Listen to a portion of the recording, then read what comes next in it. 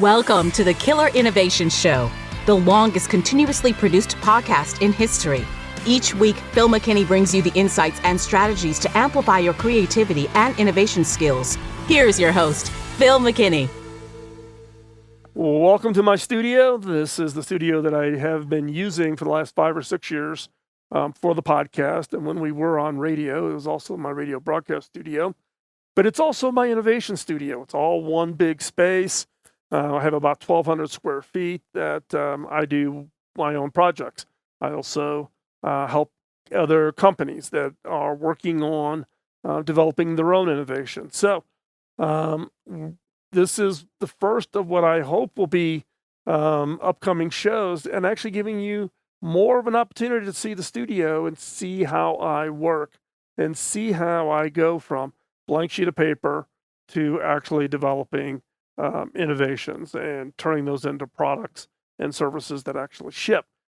Today's show, we will go into looking at the books that I keep close by. This is a collection of books that I use as part of the inspiration. Now, this isn't the entire set of books.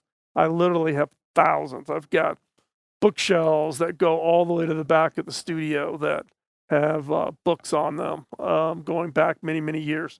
This is just a quick sampling of those books.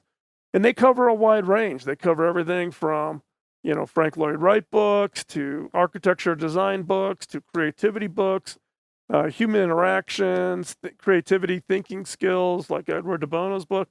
And I'm going to go through each and every one of these books in today's show. So again, this is about inspiration. This is about giving you some thoughts about how I use materials and that sitting around my studio to inspire me when I'm working on developing innovations, projects, or ideas. We will have all of the titles of the books in the show notes, so you want to check that out. And also, before we get started, before we jump into the episode today, don't forget to subscribe. Go ahead, subscribe right now so that you get this and the shows. We've been doing the show now for 15 years, over 15 years. We're in season 16. We will click over to season 17, March 1st.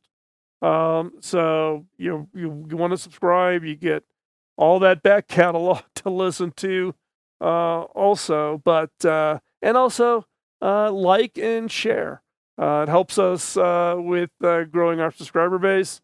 We are the longest continuously produced podcast in history. We're proud of that. We get the award for tenacity and endurance. We've been doing this nonstop since 2005. So do that for me, will you please? Go ahead and subscribe, like, and share. And with that, let's jump into today's episode.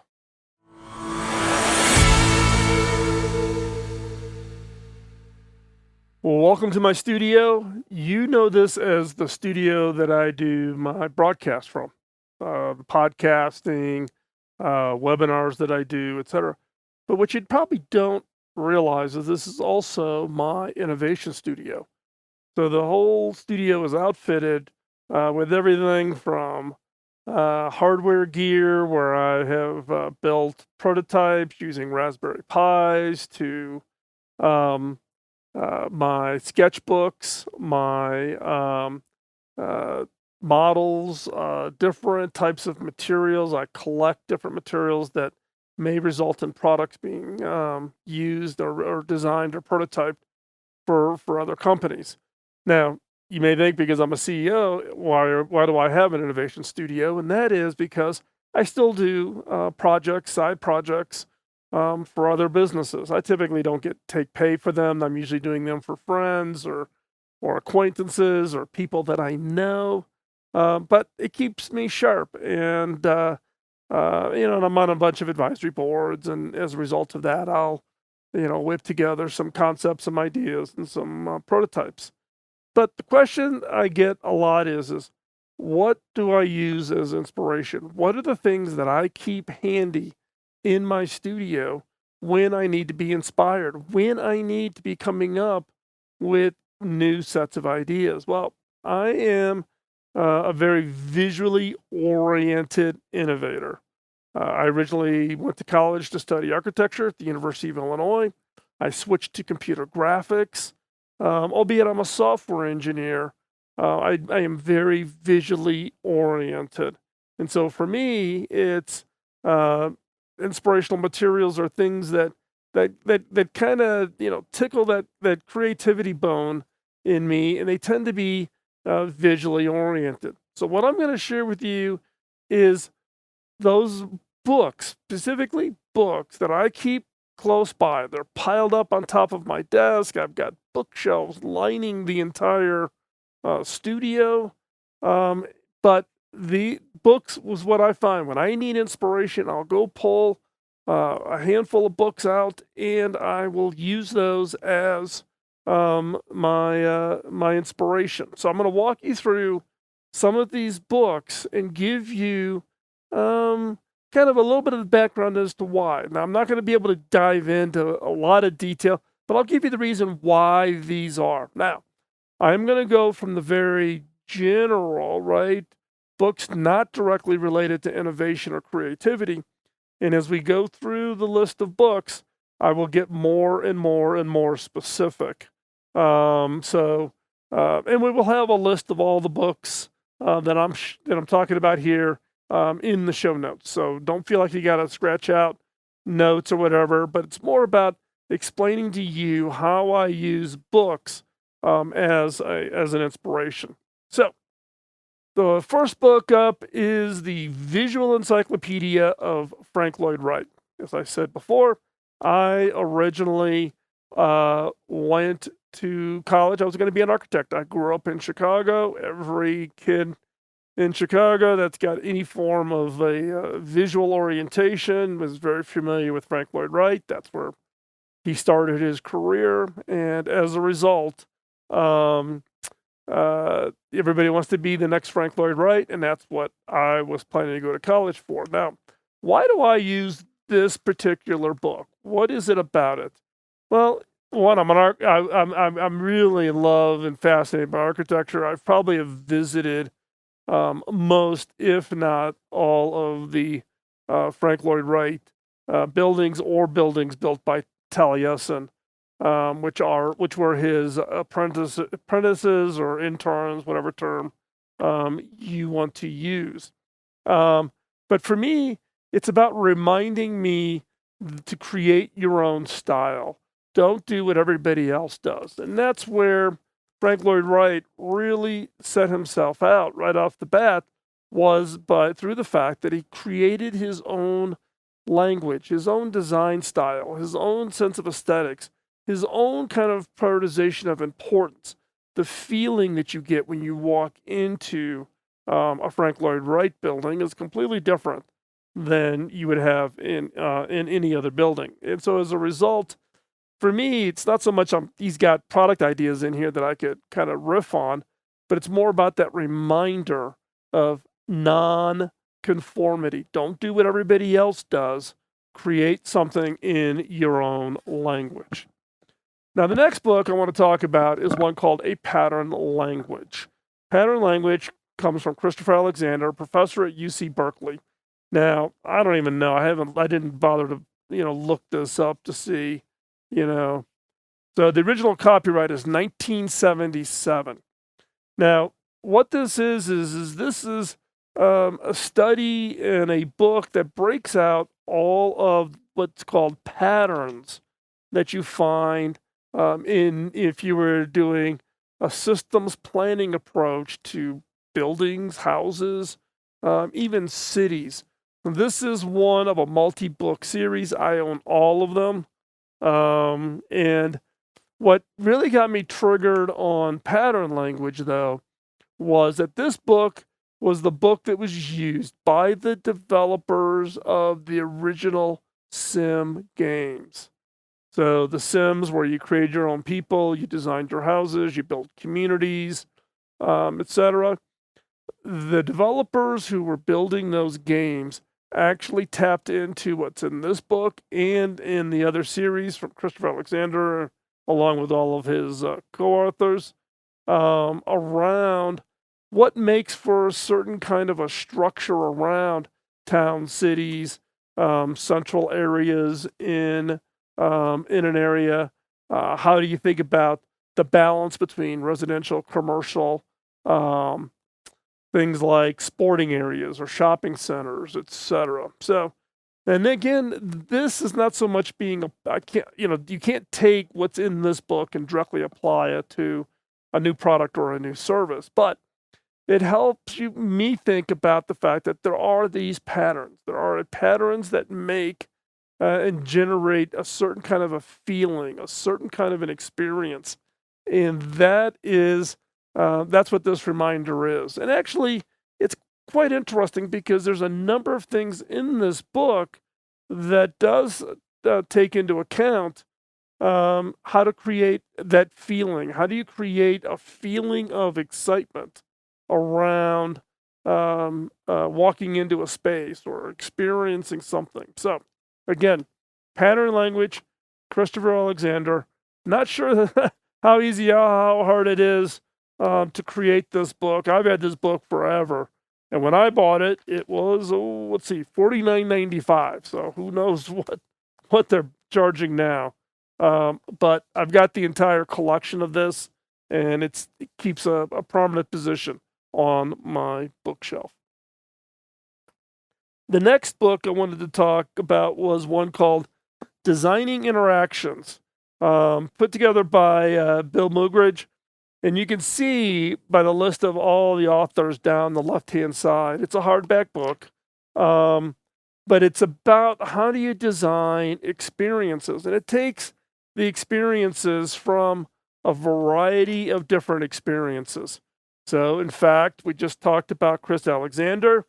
Will Wright, who is the developer of The Sims, used the pattern language book that I just showed you, and it actually talks a little bit about it here in how they developed the game.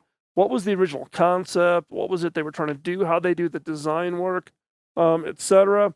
The one area of particular interest that I wanted to point out was Dennis Boyle and the development of the Palm 5. If you're old enough to remember the Palm product lines and the handsprings, and then the Trio, which became the phone for it, the accessories like cameras, and then ultimately resulting in the product. I was always a big Palm in love with it, and I had the opportunity when I was the CTO for Hewlett Packard to actually buy Palm and bring it into HP. I was part of that executive team that negotiated the deal. I led the technical due diligence to acquire WebOS and the overall products. This is a great book because it gives you it's a single book, but you get a wide range. It's got like the original work on dealing with things like Google, etc. Great book. Good one to have in your library. Again, it's a pretty big book, but I have it and I keep it in a pretty prominent place. The next book I want to talk about is The Universal Principles of Design. And this is talking about, it's kind of the collection of all of what I would call the design rules that you should. Now, there's a lot of other books out there that maybe even are a little bit more current on this, but this is a case of not only showing you what to do, but also where problems crop up in the form of what doesn't work. For instance, it talks about even things like how do you design your user interfaces for your menus in correlation to the importance of placement of accelerators and brakes in cars. Knowing that consistent pattern movement when you're moving from your foot from the accelerator to the brake plays out in user interface designs and things like that. Again, another one to kind of give you some good insights. I've actually, over the years, I've developed checklists out of this book and the Designing Interactions.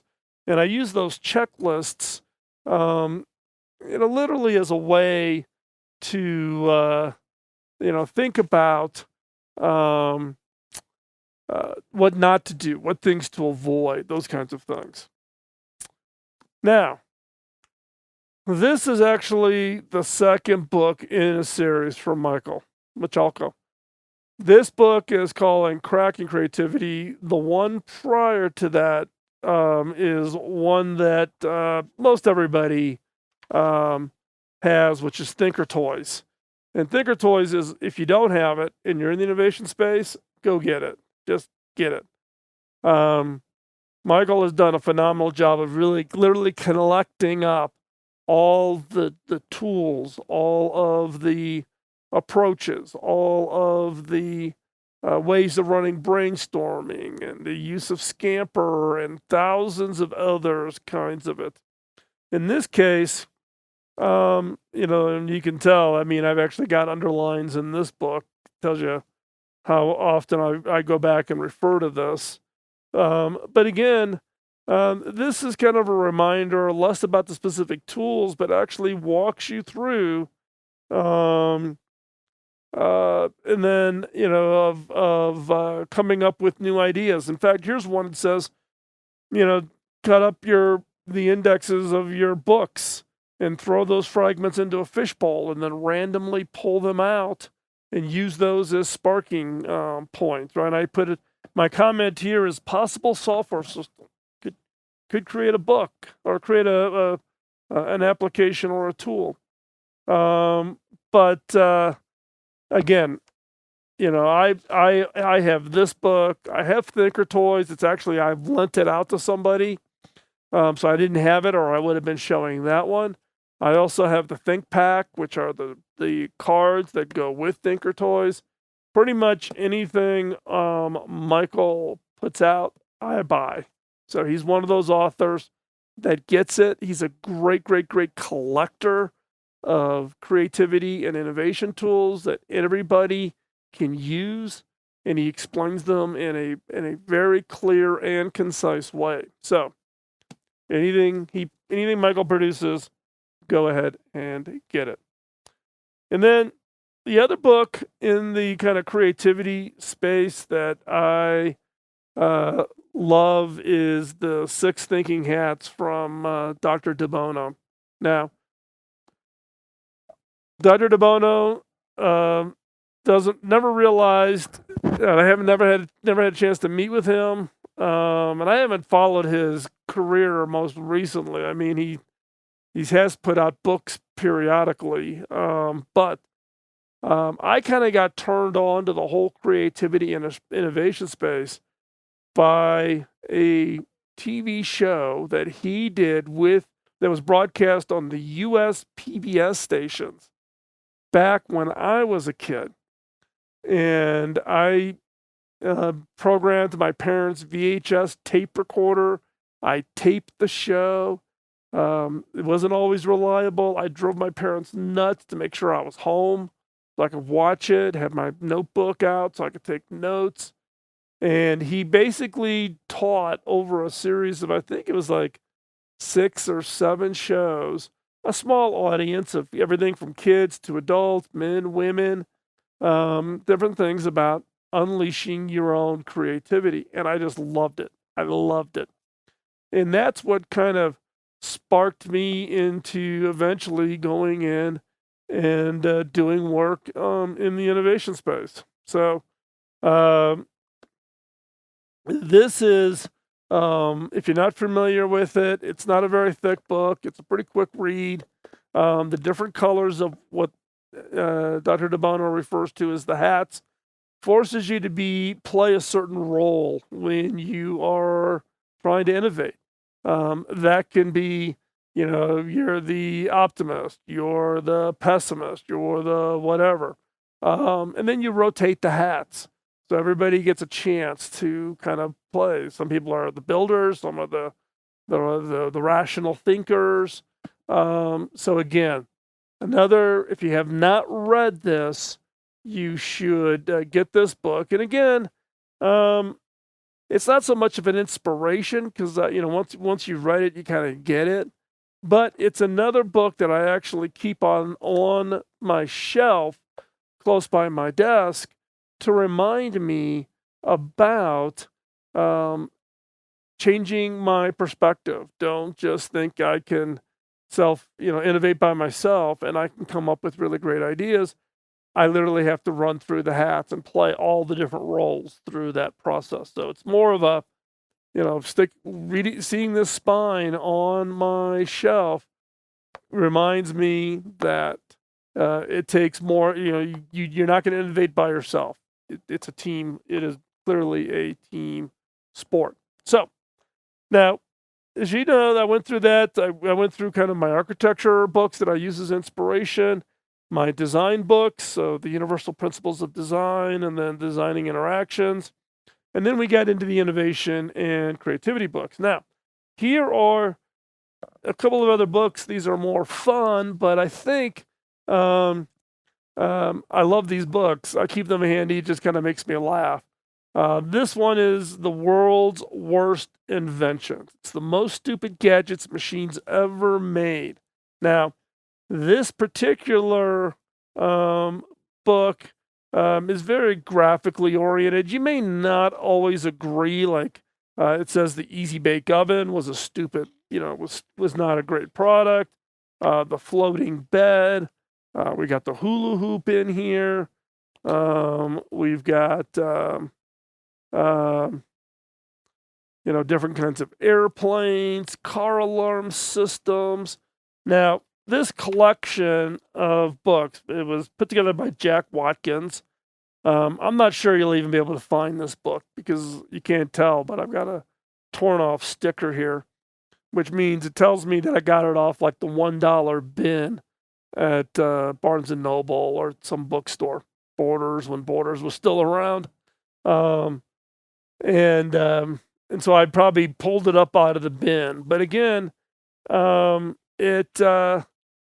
what's really interesting is in some cases, this book was done. This book's got to be 15 years old. And so some of the things that they in here say are stupid or worst inventions actually went on to become big successes. Be careful of saying that a new product or a new invention or a new innovation is the worst, because it may just be timing. When this version of that product came out, may not be all that great, right? People may think of the old Yahoo site as being horrible, right? But then Google came along and replaced it with a better search engine. So even though this book tries to put a kind of a stake in the ground that says, these are the worst ideas, that are out there, in reality, you have to be a little careful because the timing may not be right. And after this book came out, a number of things in this book actually turned out to be really great ideas. So I use this again as just a visual, set of ideas, things that you maybe thought about that, went away because they didn't make it. But you never know. There might be new technologies that all of a sudden came out and are now more practical today with today's technology. So again, The World's Worst Inventions by Jack Watkins. And then this is a book that is not so much, it's kind of in a similar vein as Worst Inventions, but it's also a book that talks about things that is not about invention so much, but it's also about human failings, things that just don't work out, or humans got involved in it, right? So these are all kind of funny pictures, right? Hard to see this one, but it's a sign in the front of a store. It says, "We're here to serve you," and their only hours are 10 to 2 on Wednesday. Or this one at I guess would be at a hardware store where it says it's unbreakable, yet you can see the broken piece. And again, this one is actually a funny, humorous book Um, and in this one, gets into just reminding us of just human nature and things that we may think are funny. I mean, this one is actually hilarious, right? So this is Winnie the Pooh in a ring, and it's called a poo splash zone, and it's a toilet seat. So, um, so this is again just reminding us of the human failings of what goes on out there. No matter how well you think you've designed something, people can do the unexpected with whatever innovation, product, service that you can think of. And so, um, this one's a little bit close to home. You can't see it, but that's a traditional sign that you see when you come into the state of Colorado, which is where I live and where my studio's at. It says, "Welcome to colorful Colorado." And it's pretty much white and gray. Welcome to winter in Colorado. So, again, fail harder. This comes from the failblog.org. There's a similar book to this. If you don't have it, it's on the whole experience of autocorrect. So you go to send a text and it autocorrects it. Interestingly enough, my agent for my book, Beyond the Obvious, is the same agent for that author, the author who came up with the autocorrect. And I've got the paperback version someplace. I literally can't get past 3 or 4 without like laughing in hysterics. So you may want to check that book out also. But again, fail harder, failblog.org community. These are all the pictures and images that get posted up there. This book is a little old. There's probably been some even more humorous ones that have been posted. So I wanted to kind of cover both the worst inventions and fail harder to remind you that, yes, you use these other books for inspirations, but you have to think about them in the context of how do you innovate. And so I wanted to just share with you, these are books that I keep here right next close to my desk here in the studio. So when I'm starting to kick off a new project, a new idea, I'm mentoring or coaching an organization, they need help with, maybe they have a kernel of an idea, but they're looking for some help on turning this product or this concept into something that's going to be big and meaningful.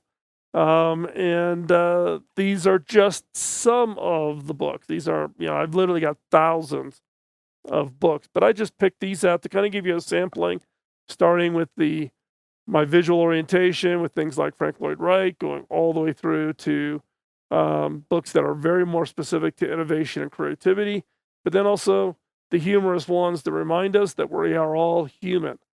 We try our best. Some things we come up with just aren't going to work. In fact, maybe in a future show, I'll share that. And so if you've got books, things that you're doing that you use for inspiration, share them. Post a comment on the show here. Let us know what books or other things. In a future show, I'll start pulling together some other things here in the studio, give you more of a view of the innovation studio, how it's set up, how I work on new projects here, tools that I have here, and ways I go about starting with a blank sheet of paper and turning that into products and services. So you want to, but if you've got books that you find specifically inspiring, go ahead and post them in the comment. Would love to see them. And if you post in the comments, I'll reply to every comment you post.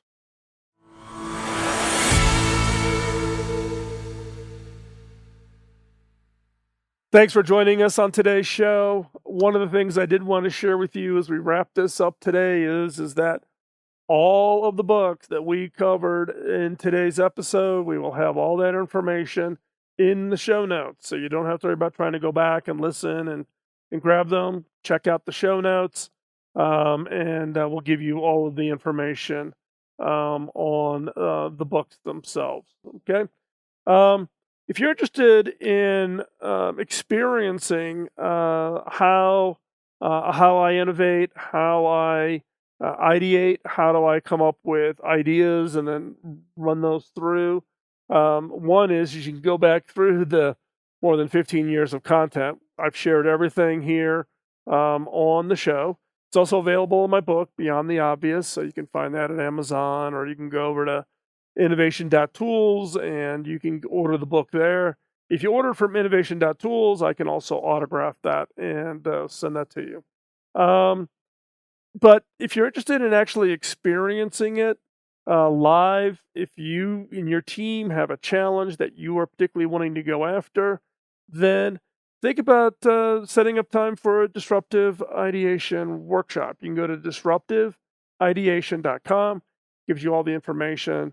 You can click a button and send your information in, and the team over at the Innovators Network will reach out to you and answer any questions you might have. And if it makes sense, we can do virtual workshops. Now, I have trained a lot of people now over the years, and particularly for those overseas, whether you're in Central Europe or in Australia, New Zealand, we have people all over the world who are certified in the FIRE framework, which is the approach that we use, and you can check that out. If you're interested in seeing a little bit more about some of the projects, the innovation projects that I've done, and it's just a small sampling. There's not many up there yet. I'm debating about going back and trying to load up all of the projects that I've done over my career. But you get a good sampling over it. You can go over to techtrend.com. TechTrend is the innovation studio.